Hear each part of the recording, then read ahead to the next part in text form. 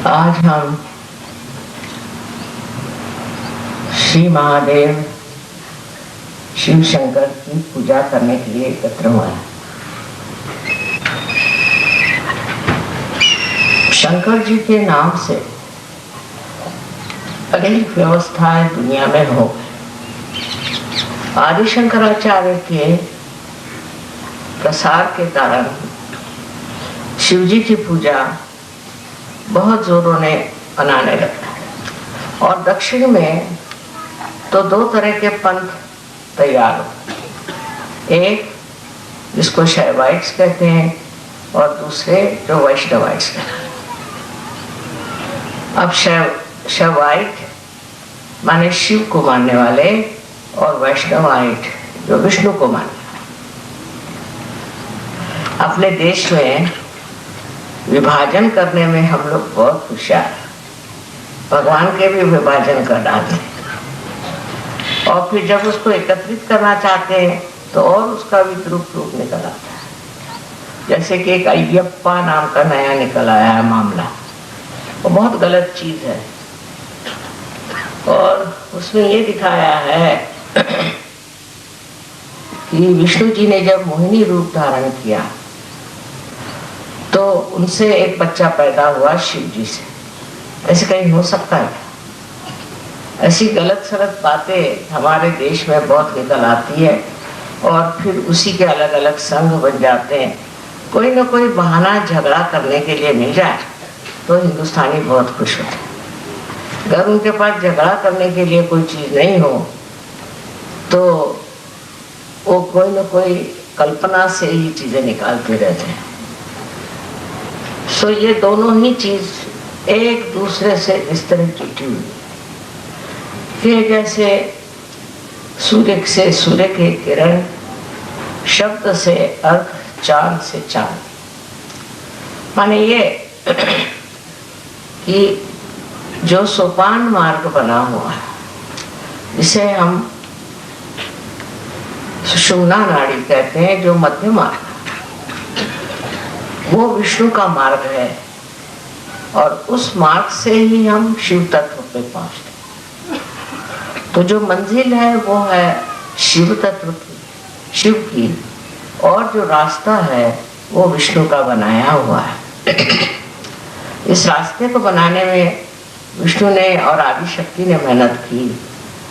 इसमें शिव जी का कोई हाथ नहीं, वो तो आराम से अपनी जगह बैठे हैं, जिसको आना है आए, नहीं आना नहीं।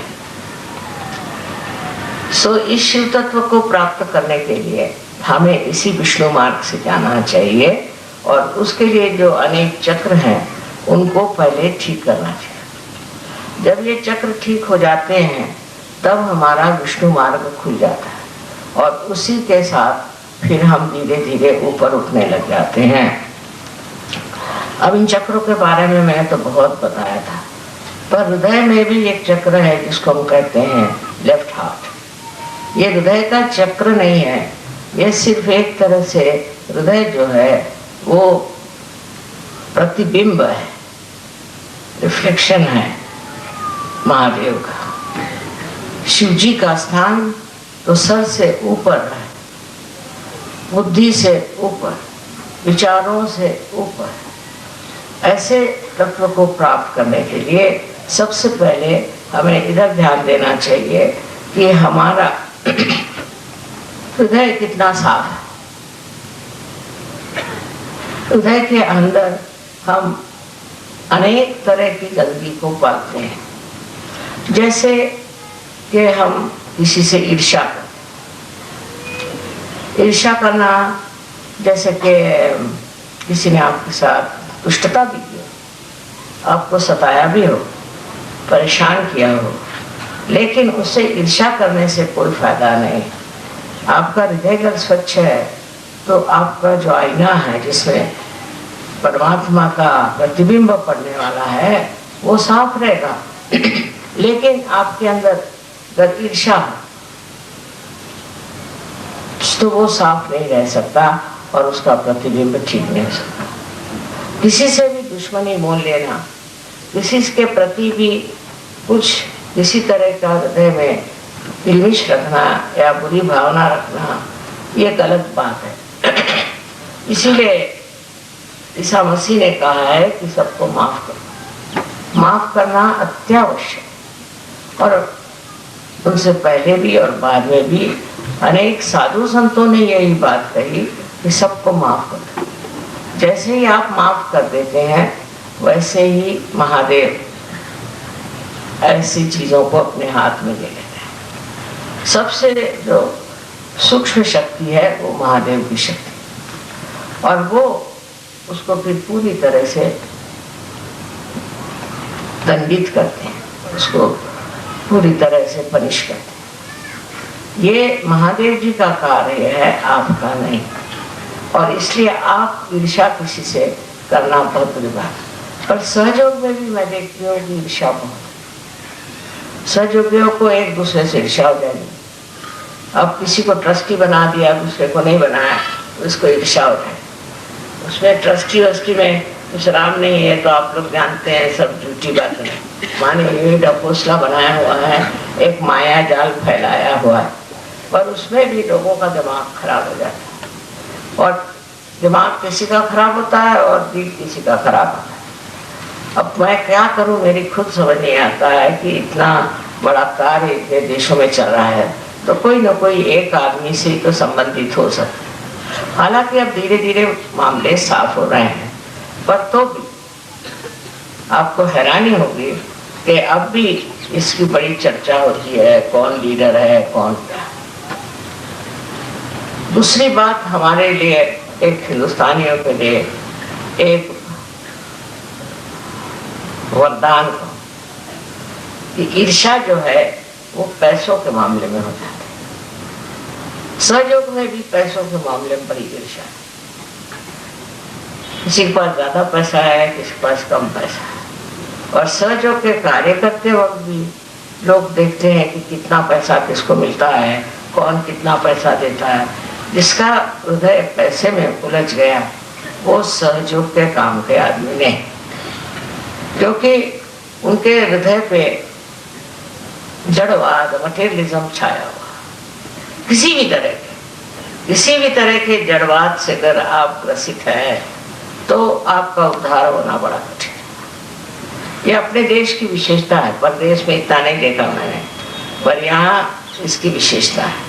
सबसे हम सोचेंगे कि रशिया में और ईस्टर्न ब्लॉक में पैसा कम है, पर उनको बिल्कुल परवाह नहीं है, वो पैसे की बात ही नहीं सोचते। पर हृदय इतना स्वच्छ है, इतना स्वच्छ हृदय है, और बड़े स्वच्छ हृदय से ही भक्ति हो सकती।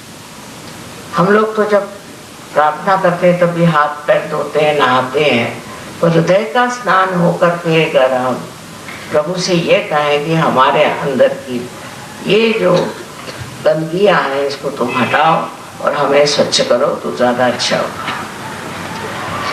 तीसरी बात जो हमारे यहाँ अंदर है, जो षड्रिपु जिसे कहते हैं, क्रोध को कृष्ण ने बहुत जोर दिया है कि क्रोध सबसे खराब चीज है, क्रोध से ही सब चीज आती है। एक बार आदमी क्रोध करता है फिर उसको सम्मोह हो जाता है, वो फिर सोचता है कि मैंने क्यों कहा, नहीं कहना चाहिए था, ये नहीं वो नहीं, पर वो आपे में नहीं रहता। जब उसे क्रोध आता है, क्रोध में वो आपे में नहीं रहता, आपे से बाहर हो जाता है, और जो मुंह में आए सो बकता है, उसका कोई अर्थ नहीं।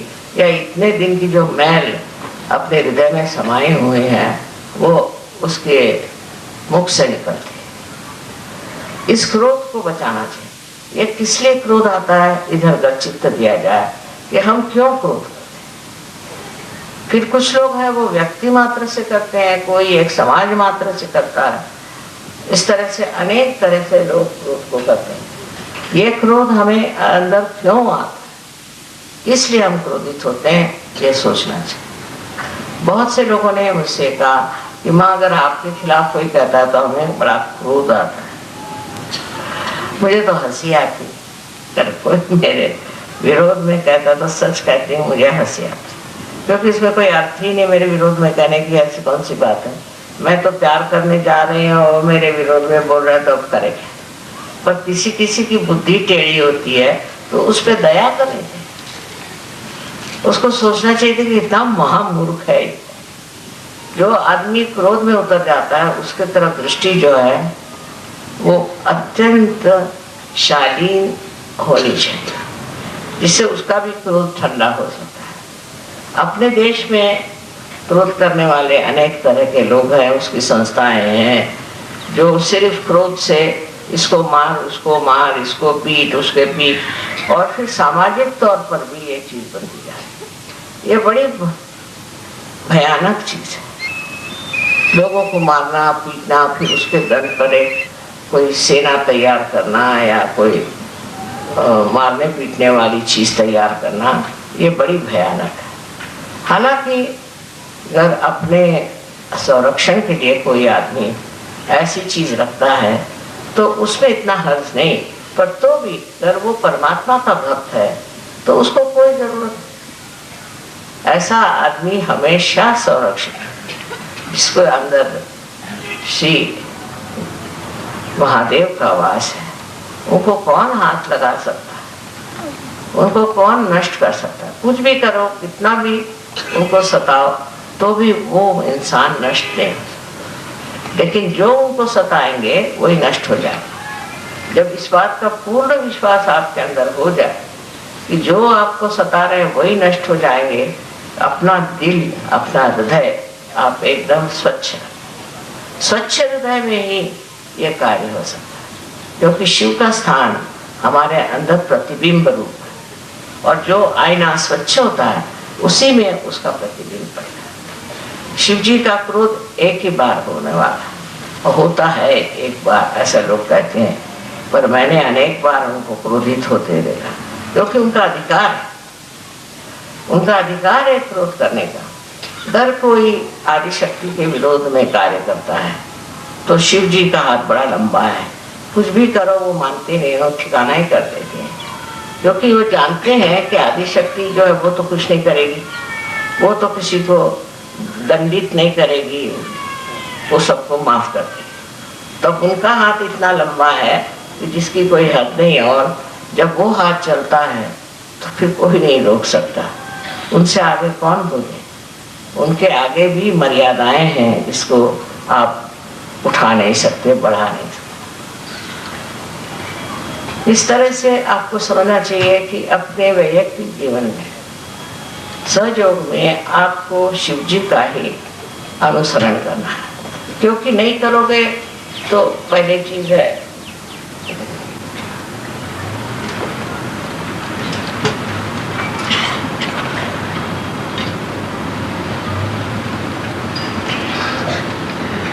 हार्ट की बीमारी हो जाए। ये पहली चीज है, हार्ट की बीमारी हो जाए। इसमें दो तरह से खेल होता है, एक तो अति क्रोध से हार्ट पकड़ जाता है, और दूसरा है कि क्रोध के बाद पश्चाताप हो तो आपके अंजाइना की बीमारी हो जाती है। इस प्रकार दोनों ही चीजें बेकार है, पर कहने से क्रोध नहीं जाता। ये तो एक शराब जैसी चीज है, आदत हो जाती क्रोध करने की, उसी में मजा आता है, बस मुंह फूलने लग जाएगा और गुस्सा आने लग जाएगा, आप उसको कंट्रोल नहीं कर पाए। तो मैंने ये सोचा कि अगर शीशे के सामने बैठ के आप क्रोध करें अपने ऊपर, अपने को दो चार सुनाएं और शीशे के सामने बैठ के ये कहें कि मेरे जैसा महामूर्ख कोई नहीं, तब ये क्रोध शायद ठंडा हो जाए।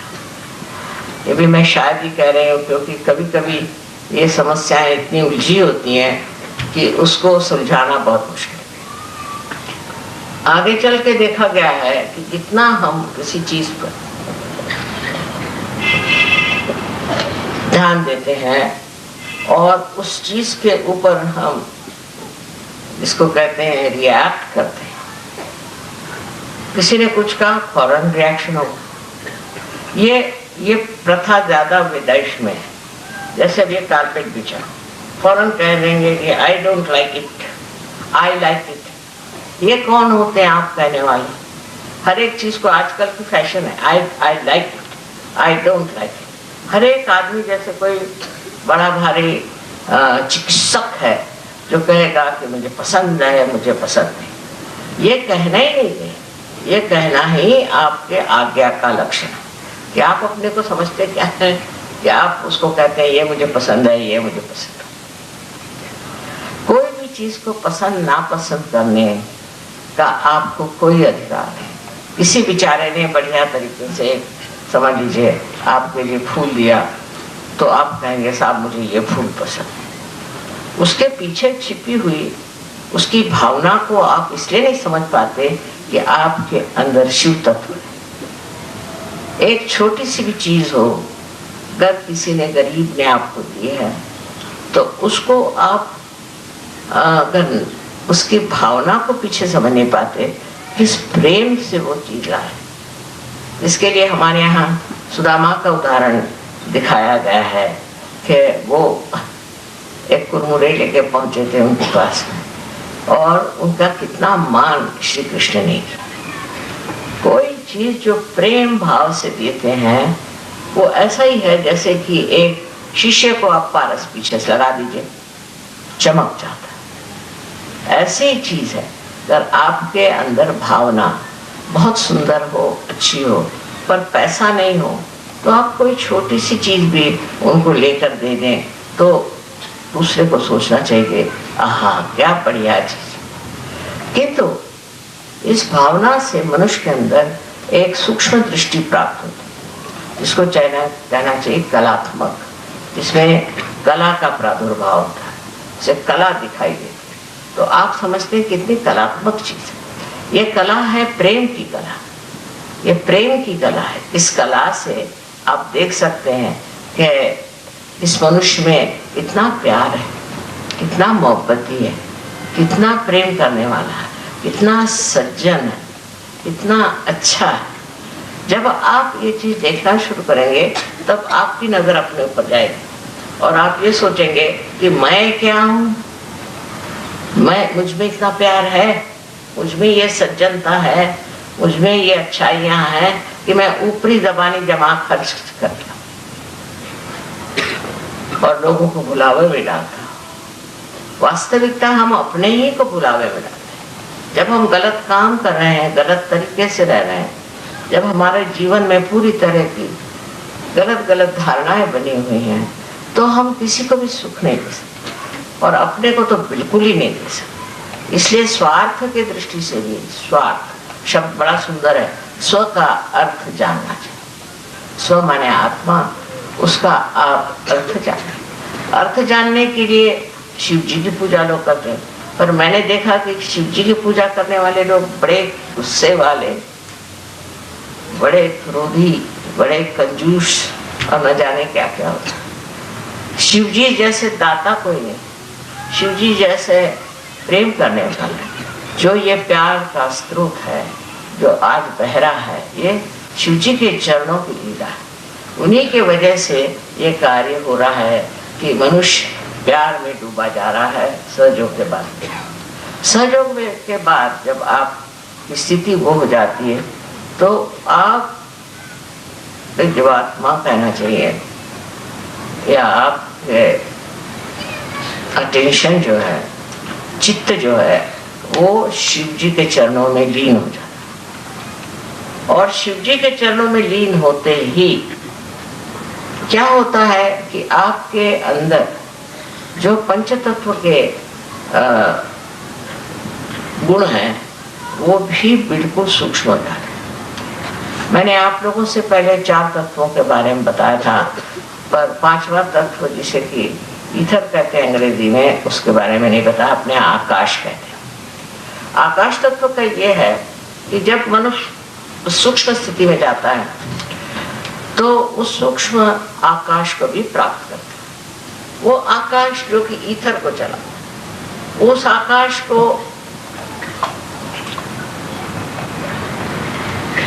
चलायमान भी करने की जरूरत है। अगर किसी को कोई तकलीफ होती है, कोई परेशानी होती है, तो वो सब जगह व्याप्त, हर जगह वो आकाश तत्व जो तत्व में कह रहे व्याप्त है। फौरन आपका असर वहां पहुंच जाता है जहां जरूरत होती है। बड़े कमाल की बात पर होता है और हुआ है, और इसी को लोग चमत्कार कहें पर ऐसी बात नहीं। सजयोग में अगर आप शिव तत्व में जागृत हो जाए तो आपके अंदर के जितने सूक्ष्म सूक्ष्म सूक्ष्मतर आना चाहिए, जो भाव है और जो स्थिति है वो जागृत हो जाती है। इसलिए चाहिए कि हम लोग पहले अपने दिल को साफ करें। अब दिल के साफ करने में मैंने आपसे 3 रिपुओं की बात करी। अब चौथा रिपु जो हमारे अंदर है वो है मद। मद माने घमंड। जब औरतों में घमंड आ जाता है तो वो आदमियों की चाल चलती है, फिर वो औरतों जैसे नहीं चल सकते। घमंड हम माने बहुत, हम कोई विशेष, हमारी कुछ तो भी ज्यादा या तो पैसे वालों की लड़की है या सुंदर है या सुशिक्षित है या चाहे किसी भी बात, किसी भी बात से अगर घमंड आ जाए तो आदमी औरत जो है वो आदमी जैसे चलने लगती। और जब आदमी को घमंड आता है तो औरतों जैसे चलने लगती। माने बनता ठनता है बहुत, शीशे के सामने घंटों बैठता है, बाल बनाता है, ये करता है वो करता है, सब औरतों के धंधे करता है। बनना ठनना औरतों का काम है। चलते वक्त भी सीधे नहीं चलता, एक विशेष रूप से चलता है। जब पीछे से देखो तो लगे कोई औरत चली जा रही है, मर्दाना कपड़ा। जब आदमी के अंदर ये चढ़ जाता है मद, तो कहते हैं ना मद मस्त हुए, तो मद मस्त हुए तो डोलने लग जाते हाथी के जैसे। उनके सारा ही ढंग अलग अलग हो जाता है। वो बात करेंगे तो, बात नहीं करेंगे तो, बैठेंगे तो, हर चीज में ये दिखाई देता है कि इनके कोई ना कोई घमंड है। अब समझ नहीं आता कि किस चीज का घमंड इनको चढ़ा हुआ है, कौन सी चीज से अपने को विशेष समझ रहा है। ये सारी चीजें तुच्छ है, इसका कोई अर्थ ही नहीं है। सहज में इसका कोई अर्थ नहीं। और इसलिए ऐसी चीजों में विश्वास कर लेना कि हम कोई विशेष हैं तो आप शेष ही रह जाते, विशेष नहीं रह जाते, शेष रह जाते। मतलब ये है कि अपने बारे में कोई सी भी ऐसी कल्पना कर लेना कि हम बड़े रईस हैं या हम बड़े हैं। अब तो गरीबों को भी घमंड हो गया, दलितों को भी घमंड हो गया, समझ नहीं आता। जो भी हो वो हम है, इस तरह से लोग बातें करते। आप स्वयं साक्षात क्या है? एक ईश्वर भक्त, परमात्मा को मानने वाले सजयोगी। आपको इस तरह से अपने बारे में सोच लेना, आनंद से परे होना है। क्योंकि शिव शक्ति जो है वो आनंद विभोर मनुष्य को करती। मनुष्य आनंद में मस्त होने के लिए शिव की भक्ति करता है। पर मैं देखती हूँ कि अधिकतर शिव भक्त जो होते हैं बड़े सड़ियल लोग होते हैं, उससे कोई बात भी नहीं कर सकता। फायदा क्या है? शिव की भक्ति करते हो जो नटराज साक्षात सारे कला का प्रादुर्भाव करने वाले, जो अत्यंत आनंदी और आनंद के स्वरूप है, उनके आगे ये शिव भक्त, इनको शिव भक्त कैसा कहा जाए? गले में इतना बड़ा बड़ा डिंग लटकाते हैं, उससे हार्ट अटैक आता है। उसकी क्या जरूरत है? आप स्वयं साक्षात लिंग स्वरूप होइए। वो न होते हुए वो जो कार्य करते हैं कि हम शिव भक्त हैं, लगे लड़ने शिव भक्ति करके, और उसके अलग अलग मार्क्स हैं। अगर शिव भक्त होगा तो ऐसे ऐसे लगाएगा, और अगर विष्णु भक्त होगा वो ऐसे लगाएगा। अरे भाई, इसका क्या अर्थ है? ऐसे लगाने का अर्थ है तो ऊर्ध्वगामी है। ठीक है, आप ऊपर चढ़ रहे हैं ऊर्ध्वगामी, और पहुंच करके आप शांत, दोनों ही लगाना चाहिए, और नहीं तो लगाओ ही मत। इसका कोई अर्थ होना चाहिए कि जिस चीज को प्राप्त करने जा रहे हैं उसका ये सोपान मार्ग है, इस रास्ते से आप गुजर रहे हैं। इसमें एक एक गंदी चीजों को छोड़ते जाना। दूसरों को भला बुरा कहने से पहले अपने को भला बुरा कहना सीखिए। मैं ऐसी हूँ, मैं वैसी हूँ, अपने को कहें। जब आप अपने को कहना शुरू करेंगे तो आप देखिए ये सारे भूत भाग जाएंगे। क्योंकि ये सारे भूत हमने इकट्ठे किए हैं खुद ही सोच सोच के अपने आज्ञा से, अपनी आज्ञा बढ़ते गए, उससे भूत इकट्ठे होते गए, दिमागी जमा खर्च हो गया और आदमी बहुत क्लेशदायी दुखदायी हो जाता है और वो दुखदायी उसको भी दुखदायी करता है। आप किसी को दुख देकर सुख नहीं पा सकते, उसका जरूर असर आना चाहिए, चाहे आप पत्थर हो, पर उसका असर आता है और उसका असर यही आता है कि आदमी बड़ा दुखी हो जाता है। ये तो एक माँ की बात है कि वो आपके सुख की बात करता है, आपको जिससे सुख मिले, जिससे आपको संतोष मिले, जिससे आपको शांति मिले, जिससे आपको प्यार मिले और दुनिया में एक आप सज्जन इंसान हो। ये एक तो माँ का तरीका है और शिव का ये तरीका है। शिव एक हद तक चलते हैं, नहीं तो ऐसा तड़ाकते हैं कि मैं घबराती रहती हूँ कि अब ये आदमी किधर जा रहा है, अब इसका होगा क्या, ये कहाँ पहुँचेंगे, इसको क्या कर रहे हैं। उनको ये उनके अंदर ये नहीं है कि चलो भाई इनको ये बहुत खराब है, बुरे हैं तो माफ कर दें। हाँ, माफ करने योग्य हो तो माफ करते हैं और जो उनकी बहुत तपस्या करता है उनको भी वो वरदान देते हैं। पर जो आदमी मूलतः बेसिकली जो ठीक नहीं होना चाहता उसको वो ठीक कर देते हैं, ये बात सही। इसलिए उनसे डरना भी चाहिए, उनको भयंकर भी इसीलिए कहते हैं कि जब बिगड़ते हैं तो वो किसी को भी नहीं छोड़ते। पर उनका सबसे ज्यादा जो बिगड़ना है वो तब होता है जब अंत का, कहते हैं ना कि रात्रि ऐसी आएगी कि सब नष्ट हो जाएगा, उस टाइम में वो अपने क्रोध से सब चीज नष्ट कर देते। ये समय तब आता है क्योंकि मैंने आपसे कहा था कि ये आखिरी निर्णय है, लास्ट जजमेंट है। इसमें आप कौन से रास्ते पे जाते हैं, कहाँ जाते हैं, क्या करते हैं, ये सब पूर्णतया आपके अंदर दिखा जाता है। आपका जैसे कच्चा चिट्ठा बन जाता है और उसी के अनुसार आप चाहे स्वर्ग में जाएं और चाहे आप नरक में जाएं। नरक में भेजने वाले तो शिव जी, मैं नहीं, मुझे कोई मतलब नहीं नरक से, लेकिन शिव जी को है, वो खींच के आपकी टांग आपको नरक में डाल देंगे। फिर आप ये ना कहें कि मैं तो माँ का बड़ा वर्शिपर हूँ और मैं माँ को मानता हूँ तो मुझे क्यों ये ऐसा हो। इसका कारण मैं नहीं, इसने एक बार मुझे माँ कह दिया, उसके लिए मैं कभी कुछ बुरा नहीं सोचती। पर शिव जी की मर्यादाएं अगर मैं हूँ तो मेरी मर्यादाएं भी वो। पर इस मामले में सबका, दोनों का स्वभाव बिल्कुल विपरीत होने के कारण आपको बहुत समझ करके, और ईसा मसीह में भी जो 11 रुद्र हैं वो भी यही है। रुद्र की जो भावना है वो भी शिव जी के स्वरूप है और इसलिए बहुत संभल के आपको रहना चाहिए। इसके बारे में आपको इसलिए वार्निंग देनी है कि सहयोग में भी लोग आते हैं, कोई पैसा कमाता है, कोई बुराई करता है, कोई खराबी करता है, कोई अन्याय करता है। ऐसे लोग तो झटक जाते ही, निकल जाते हैं, पर निकलते ही साथ शिव जी की कक्षा में आ जाते हैं।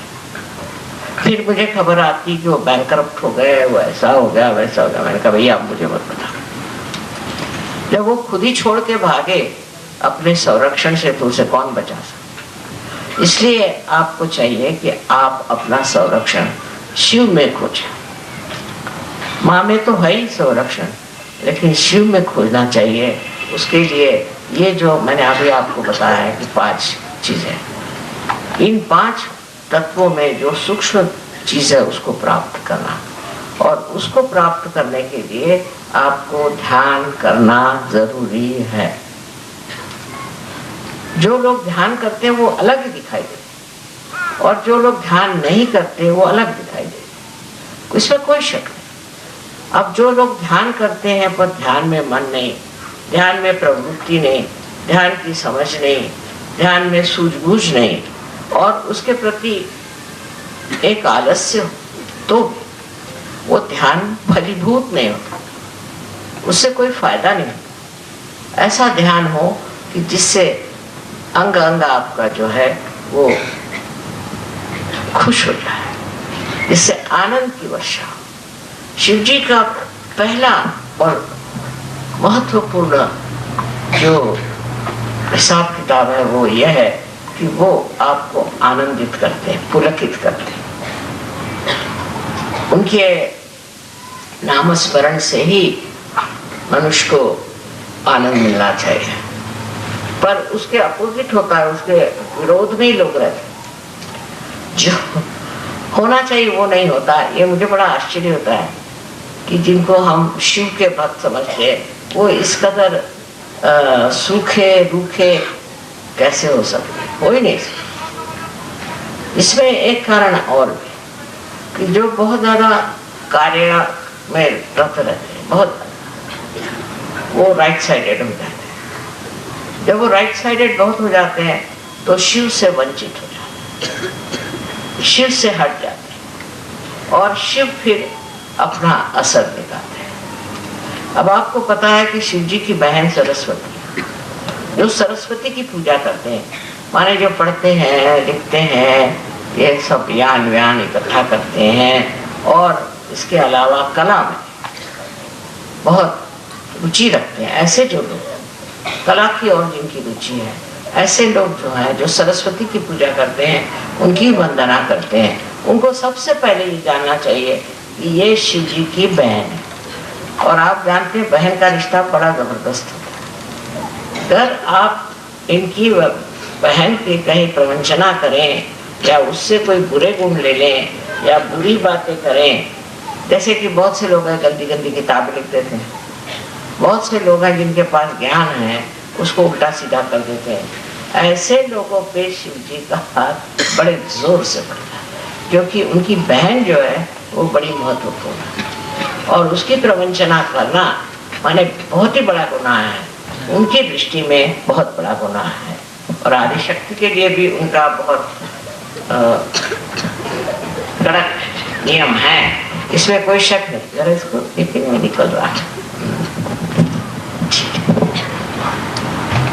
अब जो सहयोगी हैं उनको सबसे पहले अपनी ओर ध्यान देना। मेरा मतलब नहीं कि शीशे के सामने घंटों बैठे रहे, बिल्कुल भी नहीं। शीशे के सामने बहुत बैठना भी एक बीमारी मानी जाती है, पर यह है कि आप अपनी तरफ नजर करें और अपनी तरफ नजर करके देखें कि मेरे अंदर कौन सी खराब, मैं कौन से गलत काम करती। अपने भारतीय संस्कृति में जो कुछ बताया गया है सीधा रास्ता उसे लेना। आजकल नया जमाना आ गया है तो लोग सोचते हैं जैसे भी रहो ठीक है, ऐसी बात। हिंदुस्तान में रहते हुए आपको भारतीय संस्कृति के अनुसार पूर्णतया है, आपका सारा जीवन का क्रम भी भारतीय संस्कृति से जुटा है, क्योंकि भारतीय संस्कृति में शिव तत्व का बड़ा महत्व है। सबसे ज्यादा जो है शिव तत्व का, और शिव तत्व ने ही हमारी मर्यादाएं बनाई कि इस मर्यादा को आपने लांगा कि आप जो मर्यादाएं हमारे संस्कृति में हैं वो शिव की कृपा से, वो सारी बातें जो हमें बताई गई हैं आज तक कि ऐसे नहीं करते वैसे नहीं करते, छोटी सी लेकर बड़ी तक ये मर्यादाएं शिव ने बनाई और वो इसका इतना जबरदस्त ख्याल रखते हैं कि जैसे ही आप इस मर्यादा को लांघ जाते हैं आप पे उसका असर आता है। अब शिव तत्व में इतनी गलत धारणा भी लोगों ने बना दी। जैसे बहुत से सोचते हैं कि भंग पीने से आप शिव तत्व के हो जाते हैं। बहुत से लोग जो शराब पीते हैं वो सोचते हैं शराब पीने से आप शिव तत्व में डूब जाते हैं। बहुत सारी ऐसी गलत चीजें लोगों ने बना ली है कि ये शिव जी के लिए ये चीज, वो शिव जी ने कर दिया। शिव जी ने तो विष भी पिया था, आप विष पिएंगे? उन्होंने इसलिए पिया था कि संसार का सारा विश्व जो है वो खा ले, इसलिए वो धतूरे को खाते थे कि धतूरा जो है इसमें जहर होता है तो खाते थे। इसी प्रकार आपने सुना होगा कि साईनाथ जो थे वो बहुत तंबाकू पीते नहीं थे, पर वो चिलम में भर के खींचते थे। वजह ये कि महाराष्ट्र में लोग बड़ा ही तंबाकू खाते हैं। हर आदमी, मिनिस्टर भी तंबाकू खाएगा और उसका चपरासी भी खाएगा, और मिनिस्टर चपरासी खाएगा, भाई तेरे पास तंबाकू हो तो दे। इस कदर वहाँ लांछन पर बिल्कुल तंबाकू का जोर है। हालांकि ये तंबाकू तो वहाँ होती नहीं है, पर पता नहीं क्यों लोगों को तंबाकू को बीमारी है। इतनी तंबाकू खाते महाराष्ट्र में लोग। उस तंबाकू के लिए ही साईनाथ ने ये सोचा कि मैं ही क्यों नहीं इनकी सारी तंबाकू खा जाऊं। इसलिए वो तंबाकू खींचते थे, तो लोगों ने कहा ले साईनाथ भी चिलम पीते तो हम भी पिए। जहाँ वो वहाँ ऐसे लोग हो गए जो तंबाकू इसलिए लेते थे कि इन लोगों की तंबाकू की जो लत है वो खत्म। अब वो चाहे उसको कुछ भी कहिए, है तो वो तंबाकू, और तंबाकू का और शिव जी से वैसा संबंध नहीं है, पर ये जरूर है कि सब वो सारी दुनिया भर की तंबाकू को खत्म करना। आप समझ लीजिए, अगर आप देवी है, सो देवी का काम है कि सारे दुनिया के दुष्टों को, भूतों को खा ले। अब आप भी खाएंगे क्या भूत? देवी का कार्य है कि वो जितने भी आपके पीछे में लगी हुई बीमारियां हैं उनको आत्मसात करें। तो अब आप लोग करेंगे क्या? ये आपका कार्य नहीं। इसी प्रकार जो कुछ भी साधु संतों ने किया है वो सब आप करने के लिए तो अभी आपकी शक्ति है और नहीं आपका कार्य। आपका कार्य जो है वो अपनी स्वच्छता करना, अपने को ठीक करना। पहले आप उस दशा में पहुंच जाए, तब फिर सब मामला ठीक हो सकता है। पर अगर आप उस दशा में नहीं जाएंगे तो बेकार है आपके लिए ये सारे उपद्व्याप करने से कोई फायदा नहीं। बहुत सारी चीजें हैं इसका समर्थन हो सकता है गलत तरीके से, पर हमको अगर सही तरीके पे रहना है और सही मार्ग से चलना है तो सर्वप्रथम अपने हृदय को हम स्वच्छ करें। ये जो हमें आदतें लगी हैं, ये आदतें भी सारी हमारे हृदय पे असर करती। इसलिए पहले जमाने में ऐसा होता था कि जो भी विद्यार्थी आते थे उनको जंगलों में सोने कहते थे।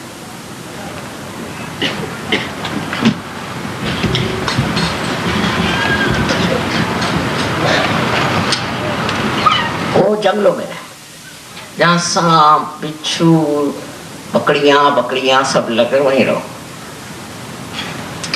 तो तुम्हारे ऊपर ऐशो आराम न चाहे। ज्यादा से ज्यादा झोपड़ी में, जिसको कि गोबर से लिपा हुआ है, उसमें सुलाते थे। और बहुत सादगी का जीवन, कपड़े भी बहुत कम पहनने, जिसमें के बच्चों को कपड़ों के प्रति लालच न हो। हमें ये कपड़ा पहनना है, हमें ये जूता खरीदना है, हमें ये खाना खाना है, ये सहयोग कहना नहीं चाहिए। आपको मालूम है आपकी माँ कहीं भी रह सकती, कहीं भी सो सकती, कुछ भी खा सकती। तो ये जो चीजें अपने अंदर स्वाद, हमारे यहाँ जो इंसान देखो हिंदुस्तान का, उसको खाने पीने का बड़ा शौक। सहयोगी भी एक दूसरे को बुलाएंगे खाने पर आइए, काय को औरतों को खासकर कि जैसे ही कहीं जाओ तो कहे माँ आप हमारे घर खाने पर आए। मैंने कहा मेरे खाने का बड़ा गड़बड़ा काम है, मैं तो किसी होटल में नहीं खा सकती, मैं कहीं नहीं खा सकती, और घर में भी बगैर नमक बड़े चीनी के रहती हूँ। मेरे अंदर अस्वाद है, बचपन से अस्वाद। मैं हर हालत जो मिले सो खाती, पर हम लोगों की जो जुबान है बड़ी चटोरी है हिंदुस्तानी। चाहे वो यूपी वाले हो, पंजाबी हो, चाहे दक्षिण के हो, खाने के मामले में हिंदुस्तानी बहुत एक्सपर्ट है और आदमियों को बुद्धू बनाते हैं खाना खिलाते। हमारे हस्बैंड को ये पसंद है, हमारे हस्बैंड को वो पसंद है, करें क्या? उसकी गुलामी करेंगी, हस्बैंड को प्लीज करेंगी, उनको रात दिन खाने पीने की बात करे तो सजोगी नहीं। अब बाबा जब मैं वहाँ मिलान में, वहाँ जब प्रोग्राम हुआ गुरु पूजा में, मैंने खुद खाना बना, क्या कर 4 साल तक मैं वहां खाना बनाती रही, क्योंकि दूसरे लोग अच्छा खाना नहीं बनाते थे। लोग कहते माँ ये तो प्लास्टिक के जैसे बना, पर हिंदुस्तानी उसमें विशेष, जितने भी हिंदुस्तानी वहां आएंगे सब मुझे मिलना चाहेंगे, उनका विशेष अधिकार मेरे ऊपर। और दूसरा खाने पीने में बड़ा कि यहाँ का खाना ठीक है। अब एक और नई चीज शुरू हो गई हिंदुस्तानियों में, अटैच्ड बाथ चाहिए। इनके बाथरूम घरों में जाके देखो तो कैसे इनके माँ बाप रहते थे, इनको अटैच्ड बाथरूम, वो भी अंग्रेजी ढंग का। मैं इसलिए आज कह रही हूँ, इससे बड़ा परेशान कर दिया। गणपति पुणे में उनके लिए अलग से मैंने बाथरूम बना दिया, बाबा अंग्रेजी बना। पर पहले मैंने हिंदुस्तानी बनाया, मैंने चाहे हिंदुस्तानी को हिंदुस्तानी पसंद आया और अंग्रेजों को अंग्रेजी बना दिया। तो ये फरमाते कि नहीं हमको अंग्रेजी चाहिए, बताओ।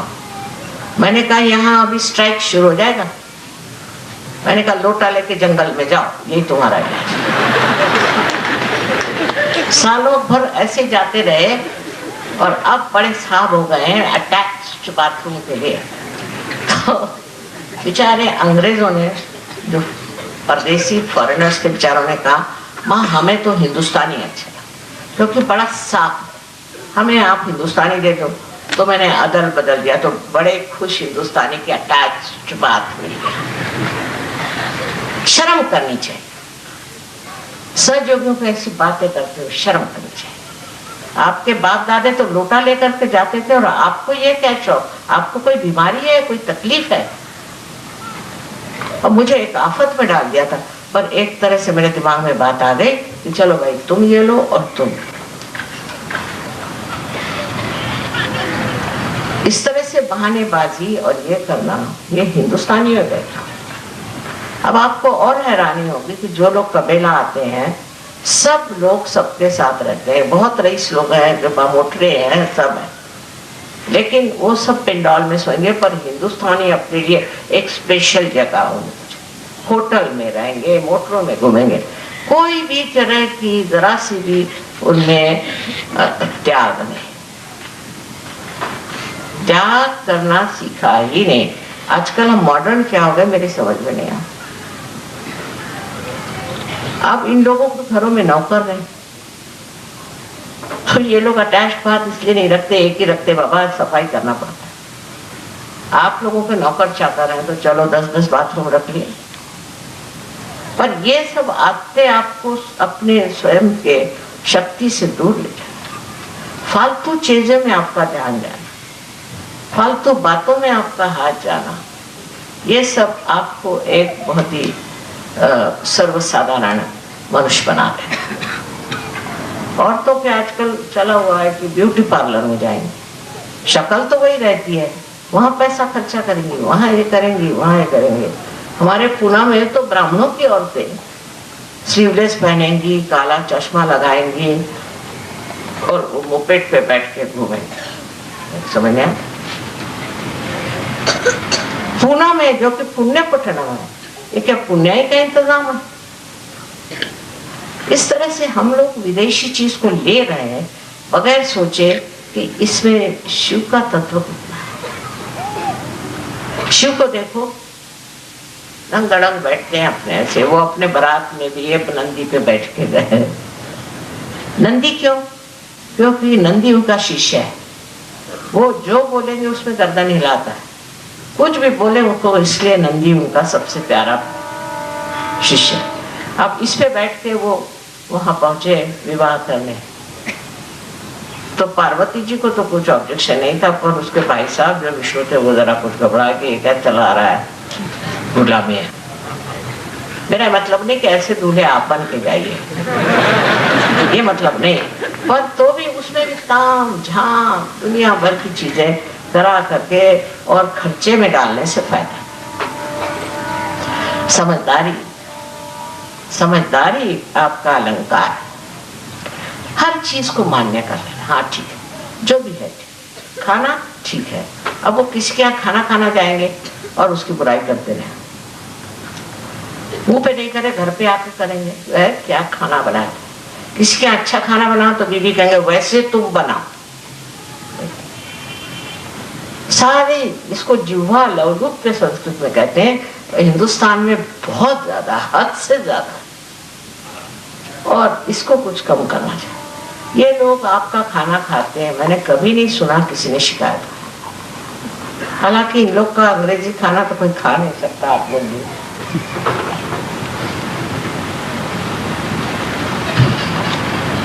लेकिन इस तरह से अपने ऊपर ये जो लेपन करा रखा है, इससे आनंद में आप विभोर नहीं हो सकते। शिव जी का जो आनंद है उसको तो बताने के लिए लोगों ने कहा था कि आप वैराग्य करो, पहले विराग, हिमालय पे जाओ, एक टांग पे खड़े रहो, फिर कपड़े बिल्कुल कम पहने, नदी में जाके नहाने का और वैसे गीले कपड़ों से ध्यान करो। सारे कष्ट शरीर को देते थे, और गुरु लोग अब भी मारते पीटते हैं, बहुत सताते हैं, ऐसे थोड़ी बैठे बिठाए पार करा दे, ना, काफी आफत कराते हैं, और तब उसके बाद लोग पार होते हैं। पर उनका जो पार होना है वो जम जाता है, स्थिति है।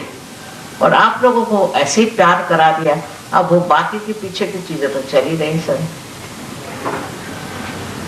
वो आफत तो चली रही है, अब उसको क्या करें, तो उसको छांटना है। इन सब चीजों को जो हमने जोड़ लिया, इसको छांटना है, खत्म करना है।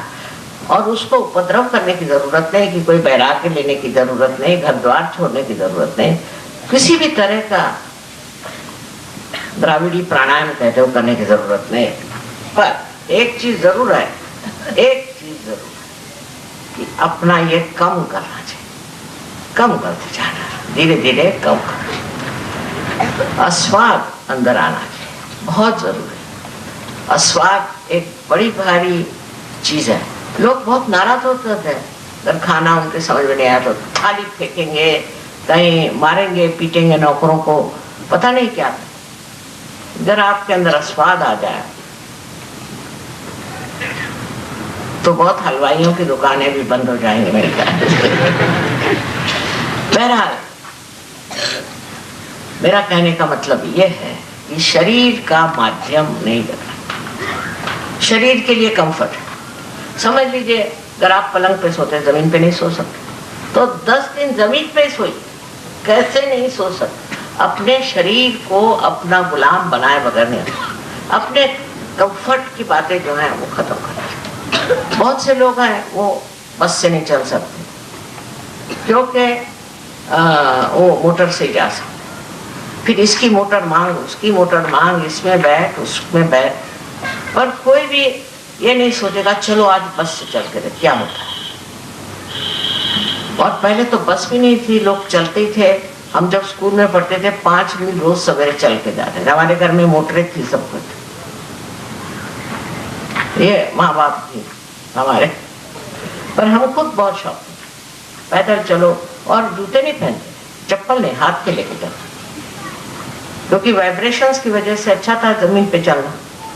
आप लोग भी थोड़ा सा जूतों के बगैर, चप्पल के बगैर चलना सीखें, बहुत जरूरी है, उससे बड़ा फायदा हो, जमीन को भी वाइब्रेशंस मिलेंगे और आपको भी अच्छा लगेगा। हर तरह की चीजों में हम लोग बहुत ज्यादा आराम पसंद हो। पहले 2-4 नवाब लोग जैसे थे वैसे अब हम लोगों का, और क्या मिला, उससे कुछ नहीं मिला। ये सब की गुलामी करते करते सारी जिंदगी बीत जाएगी। इस गुलामी को कम करना है और सिर्फ परम शिव के तत्व को अपने अंदर धारण करना है। और उसके लिए जरूरी है कि कोई भी चीज महत्वपूर्ण है। आज ये कपड़ा पहनना है तो कल वो कपड़ा पहने, तो उसके साथ वो मैचिंग करना है, तो उसके साथ वो चाहिए। जो कुछ मिलता है ले लो, जो कुछ आता है उसको पहन, कोई हर्ज नहीं, उसमें आपको कोई आफत नहीं आने वाली। उल्टे आपको समाधान होगा कि मैं समाधान, जो भी मुझे मिला वो मैं समाधान से स्वीकार। आजकल हमारे ना वहाँ पता नहीं यहाँ भी है कि नहीं, कि वो गैस का सिलेंडर 16 रुपए महंगा हो गया, तो औरतें उनकी बड़ी फोटो आई, सब बड़ी सजी धजी। मैं कहे 15 रुपए का तो इनके पाउडर ही लगता है।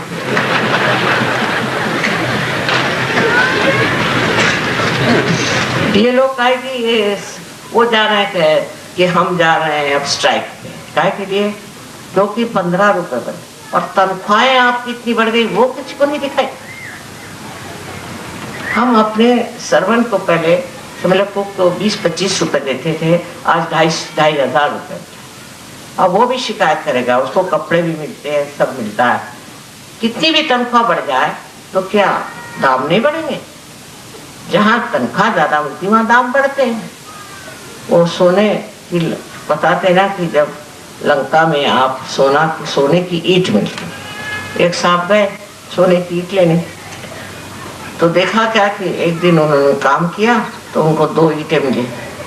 उसके बाद वो नाई के पास गए उनकी शेव करने के लिए, तो उसने कहा कितना चार्ज कर? 2 ईंटें। जैसी कमाई वैसा खर्चा, एक समझदारी की बात।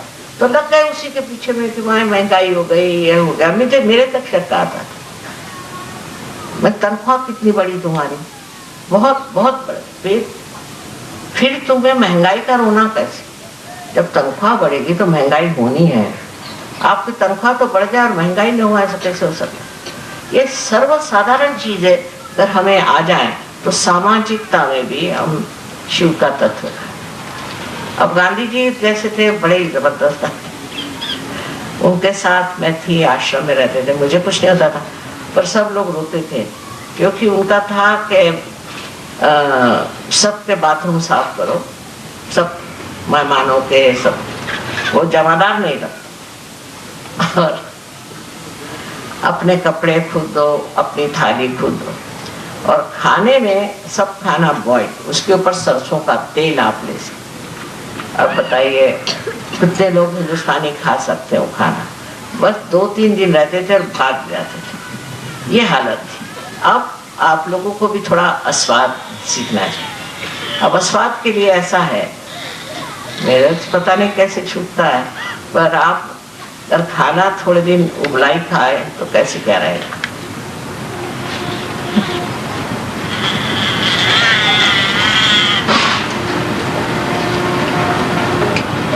कोई माँ अपने बच्चों को ये नहीं कहेगी, लेकिन मैं क्या करूं, इसमें शिव तत्व खराब हो रहा है। सब लोग अगर खाने पीने में लगे रहे तो आपका शिव तत्व गायब हो जाएगा, तो सारी मेहनत ही बेकार जाए। इसलिए खाने पीने में बहुत ज्यादा रत रहना कोई अच्छी बात है। पहले जमाने में लोग 1-8 दिन उपवास भी करते थे, कुछ न कुछ अपना त्याग करते थे, पर आजकल बड़ा मुश्किल है ऐसा कहना कि आप अगर संतुष्ट होते, समाधानी होते, तो आपको कोई जरूरत नहीं है, बिल्कुल जरूरत नहीं है कि आप हर समय खाने पीने की बातें करें और अपने यहाँ खाने पे बोला। फिर हमारे यहाँ एक जाति पाति बहुत है कि अगर कायस्थ है तो अलग है, हिंदू है वो का, ब्राह्मण है तो अलग है, फलाने अलग है। अब भी है। अब क्या होगा कि जो कायस्थ सहयोगी है वो सब एक हो गए, ब्राह्मण सहयोगी एक हो गए। अरे भाई अब तुम सहयोगी हो गए, अब भी काय को ये कर रहे हैं ब्राह्मण और ये, फिर कायस्थ कायस्थों को खाने पर बुलाएंगे और ब्राह्मण ब्राह्मणों को खाने पर बुलाएंगे। अब ये इस तरह की मूर्खता अगर करनी है तो सहयोग में काय को आए? सहयोग में जाति पाति ये कुछ है नहीं, और तो आपकी वही नहीं मिटी जो बिल्कुल मूलतः गलत चीज है, तो अब क्या मिटने वाला है? शिव जी को था क्या जाति पाति? वो तो एकाक्ष को किसी की टांगे टूटी हुई, किसी का हाथ टूटा हुआ, ऐसे सब लूले बुले ले करके और अपनी बारात में ले गए। तो ऐसे शिव तत्व में आपके लिए बहुत ज्यादा ये कटाक्ष रखना कि हम तो भाई बहुत पर्टिकुलर हैं कि खाना जो है ऐसा, फिर कायस्थों का अलग, ब्राह्मणों का अलग, और जातियों का अलग, राजपूतों का अलग, सबका अलग अलग। अब वही खाना खाएगी। मुझे कभी भी समझ में नहीं आता, आज तक समझ में नहीं आया कि ऐसे अलग अलग खाने में ज्यादा आनंद आता है, तो ये लोग क्यों ऐसा ही खाना मांगते? क्या हो? बंगालियों को बंगाली, मद्रासियों को मद्रासी। तो मैंने एक बार कहा कि हमारे एयरफोर्स में, एरोप्लेन्स में कोई अच्छा स्टैंडर्ड खाना क्यों नहीं? पहले माँ ये बताइए कि हिंदुस्तान का स्टैंडर्ड खाना कौन सा? ये तो बात सही है। तुम कर कोई खाना बनाओ तो कहेगा ये तो मद्रासी का, मद्रासी कहेगा ये क्या बिहारी है, फलाने का ढिकाने का। तो इसलिए सब तरह का खाना खाना आना चाहिए, क्योंकि यहाँ से सब चीज शुरू हो जाती है। ये वैखरी जबान, जबान में भी एक मिठास, मधुरता, मुस्कुराहट में भी कभी कभी ऐसा लगता है कि रावण निकल रहे इनके मुंह में से। तो बोलने का क्या कहना, जब बोलते हैं तो लगता पता नहीं है कौन चंडिका बोल रही कि क्या बोल रही है। औरतें बड़ी तमाशा और आदमी भी बहुत तमाशा, अजीब अजीब चीजें ऐसी बन गई हैं। इसमें शिव तत्व कहाँ है? शिव तो प्रेम का महासागर, वो तो राक्षसों को भी उन्होंने वरदान दिया। राक्षसों को भी जिसने वरदान दिए, ऐसे शिव तत्व को हमारे अंदर अगर लाना है तो हम ऐसी छोटी छोटी बातों में कैसे उलझ, ये हम कैसे कर सकते हैं? ये बताइए। जिस तरह से हम एक दूसरों को क्रिटिसाइज करते हैं, किसी को कोई कहता है ये ऊंचा है, कोई कहता है नीचा है, ये शिव की बात है। शिव के अंदर प्रेम की धारा है, और इस प्रेम की धारा में बहते हुए आपको ऐसी उल्टी सीधी बातें करनी नहीं चाहिए, और उससे कोई फायदा नहीं होता। आपसी प्रेम, आपसी समझ और आपस का आनंद उठाना चाहिए। अब ये बात जरूर है कि सहयोगी आपस में लड़ते नहीं, ये तो मैंने देखा, और आपस में मिलते हैं तो बहुत प्रेम से मिलते, पर तो भी अभी भी ये छोटी छोटी बातें जो कि बड़ी वैयक्तिक है, खाना पीना, उठना बैठना पैरना, ये जरा सा ठीक करना चाहिए। ये अगर ठीक कर रहे हैं तो बड़ा अच्छा होगा। आपका चित्त जो है वो हृदय की तरफ जाएगा और इन सब चीजों में नहीं रहेगा, इन सब चीजों में नहीं रहेगा। प्रदेश में ये बीमारी ज्यादा है, इसकी के वहाँ एक से एक निकले हुए हैं, वो बनाते हैं अलग अलग तरह की चीजें, और जिसने वो चीजें पहन ली वो बड़ा भारी अपने को सोचता हुआ बड़ा रईस। खासकर इटली में ऐसा बहुत ज्यादा प्रकार है। लेकिन ये सब बातें आपको इसमें नहीं पड़ना चाहिए। आप अपने सादगी से रहो। अपने देश में सादगी से रहने वाले जो होते हैं उन्हीं का नाम हुआ, औरों का नाम नहीं हो सकता। पहले जमाने में लोग, गांधी जी ने कहा खद्दर बना, तो लोग बिल्कुल खद्दर बने। उन्होंने ऐसा बनाया था, खूब ठिकाने लगाया था सबको उन्होंने। पर अब आपको अपने को ठिकाने लगाना है, क्योंकि आप स्वयं आत्मा के प्रकाश, आप स्वयं श्री शिव के शरण में आए। आप खुद को खुद ही ठीक करें। आपको दूसरों को ठीक करने का नहीं है, बस अपने को ठीक करें और धन्य समझे कि आप आत्म साक्षात्कारी। कितने थे पहले? अरे 2-4 थे बेचारे, उनको ही लोग मार डाल देते। आज आप हजारों की तादाद में हैं, तो इस चीज को शुरू करें। बातचीत में मिठास, ऊपरी तरह से नहीं, हृदय से। जो भी बात आप हृदय से करें उसको कोई नहीं बुरा माने, इसलिए हृदय से बात। अपने बच्चों से, बड़ों से जो मर्यादाएं हैं उसको पालते हुए आप अपने को सुखी बनाने से दूसरों को भी सुखी बनाएं। लेकिन आपके अंदर अगर ये आशीर्वाद शिव का न हो कि जिससे आप समाधानी बने, और कोई चीज से हो नहीं सकता, इसलिए अपनी और ये भी नजर रखें कि मैं समाधानी हूँ या नहीं, मुझे समाधान है या नहीं। मैं छोटी छोटी बात को ले करके और दूसरों पे बिगड़ता हूँ या उसके नुक्स निकालता हूँ, तो कुछ तो भी मेरे अंदर बहुत बड़ी खराबी है, और उस खराबी को देखने से ही आप स्वच्छ हो सकते हैं। जब तक आपको कोई चीज दिखाई नहीं देगी आप साफ कैसे करेंगे? इस सफाई की बहुत जरूरत है और इस सफाई से ही आप उस परम पिता परमेश्वर के दर्शन कर सकते हैं अपने अंदर और लोगों को भी इसके दर्शन हो सकते हैं। अनंत आशीर्वाद।